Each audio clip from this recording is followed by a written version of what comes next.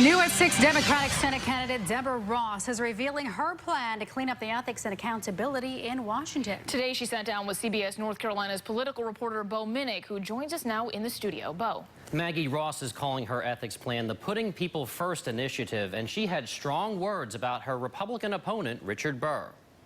North Carolina clearly needs a change. And Deborah Ross wants to be the person to bring that change to Washington. She's announcing an ethics plan she says would end taxpayer subsidies for lobbyists and have a 10-year ban on lobbying for every former lawmaker. So that you're not making those deals while you're still a sitting member of Congress. Ross outlined her plan for CBS North Carolina. She also was critical of two-term incumbent Richard Burr, saying he was one of 3 senators who voted against the Stock Act in 2012, which was designed to combat insider trading. He's put the special interests and his own interests ahead of the people of North Carolina. Senator Burr's office says he voted against the act because insider trading was already illegal and it was a redundant law. The Ross campaign says Burr pushed bills that would benefit his investments. They're critical of a 2011 bill that Burr co-sponsored that offered tax credits for gas-fueled vehicles while he had stock in some natural gas companies.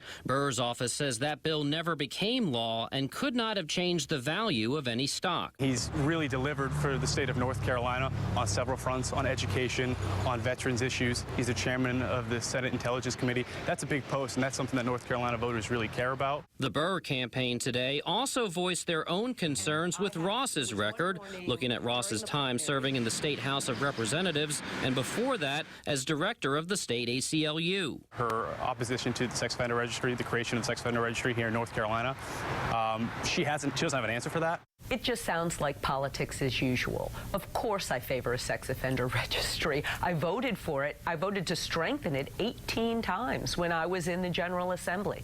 They're not looking at my record, and they're not paying attention to what the people of North Carolina really want. Most polls have Burr up, though Ross's numbers have risen. Libertarian Sean Hall is also running in this race. We have much more from our interview with Deborah Ross on our website, WNCN.com, including her response to questions about Hillary Clinton and Donald Trump. Maggie?